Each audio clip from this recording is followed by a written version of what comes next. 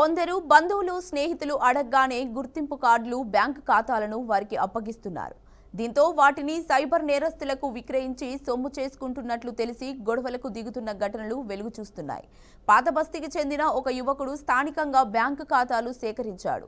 ప్రతి నెల వారికి కొంత నగదు ఇస్తూ తాను పెద్ద మొత్తంలో తీసుకుంటున్నాడు. ఇన్వెస్ట్మెంట్ మోసంతో బాధితులు నగదు వీరి ఖాతాల్లోకి జమ చేసినట్టు తెలిసి ఆరా తీసిన పోలీసులు అసలు విషయం గుర్తించారు. సనత్ నగర్కు చెందిన ఆటో డ్రైవర్ బామ్మర్ది అడగగానే గుర్తింపు కార్డులు ఇచ్చారు. 2 నెలల తర్వాత పోలీసుల నుంచి నోటీసు రావడంతో ఉలిక్కి పడ్డాడు. అతడికి బ్యాంకు ఖాతాలో అనుమానాస్పద లావాదేవీలు జరుగుతున్నాయని సారాంశం. తనకేం తెలియదని బామ్మర్ది అడిగితే సహాయం చేశానంటూ చెప్పినా జైలు ఊచలు లెక్కపెట్టక తప్పలేదు.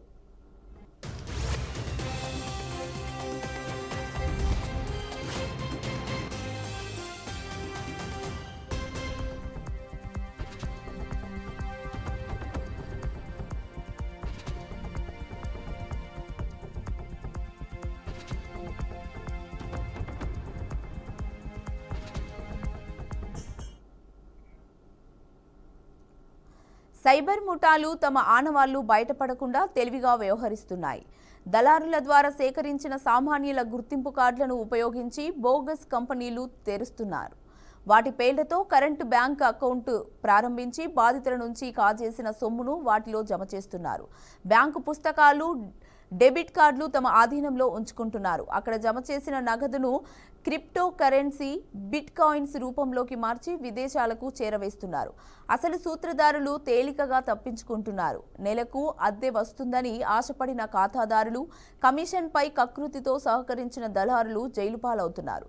నగరంలో పోలీసులు అరెస్టు చేసే ప్రతి 100 మంది సైబర్ నేరస్తుల్లో 70 మంది నేరస్తులకు సహకరించిన వారే కావటం పరిస్థితికి అద్దం పడుతోంది.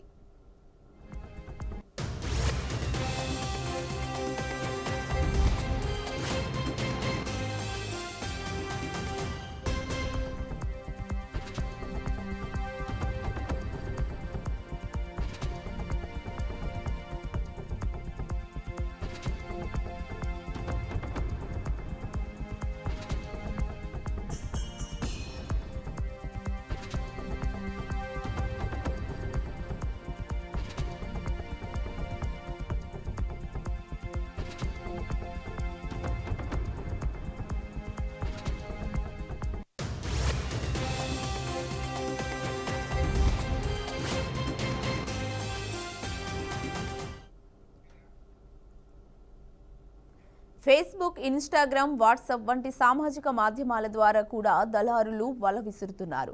తమకు బ్యాంకు ఖాతాలు ప్రారంభించేందుకు సహకరిస్తే కమిషన్ ఇస్తామని ఆశ చూపి ప్రమాదం ఉందని మస్కా కొడుతున్నారు. ఆర్థిక ఇబ్బందుల్లో ఉన్న కొందరు ఆటో డ్రైవర్లు, కార్మికులు, చిరు వ్యాపారులు ముఠాలకు సహకరిస్తున్నారు. ఇక్కడి ఏజెంట్లు ఆ బ్యాంకు ఖాతాలకు ఉపయోగించే సిమ్ కార్డులు, డెబిట్ కార్డులు, ఆన్లైన్ పాస్వర్డ్లను విదేశాల్లోని సైబర్ ముఠాలకు చేరవేస్తున్నారు. ఖాతా కిరాయికి ఇవ్వడం ద్వారా నెలకు 2 నుంచి 4 వేల రూపాయలు సంపాదిస్తున్నట్లు ఒకరి నుంచి మరొకరు మాయగాళ్ల ఉచ్చులో చిక్కుకుంటున్నారు.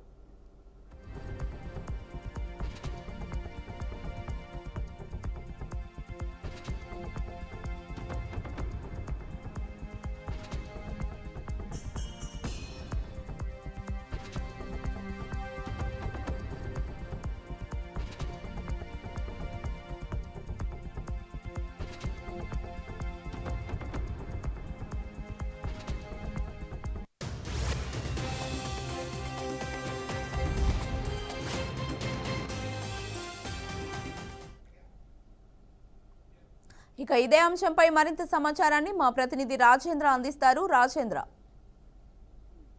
కీర్తి, వాస్తవంగా అయితే గత కొంతకాలంగా ఈ సైబర్ నేరాలకు మాత్రం ప్రభుత్వ శాఖల అధికారులు కళ్ళెం వేస్తున్నారు. అయినప్పటికీ కూడా అనేక మార్గాల్లో మాత్రం సైబర్ నేరాలు మాత్రం పెరుగుతున్న పరిస్థితి కనిపిస్తా ఉంది.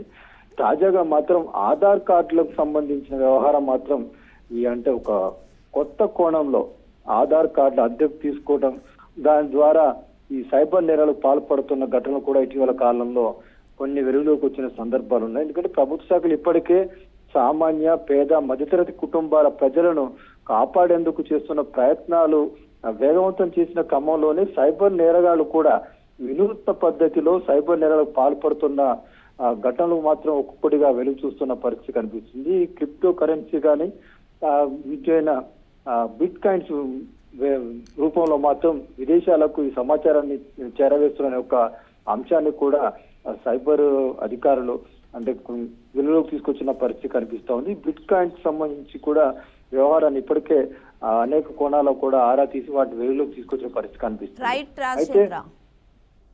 ఆధార్ కార్డులు మాత్రం ప్రధానంగా తీసుకొని రైట్, థ్యాంక్ యూ రాజేంద్ర.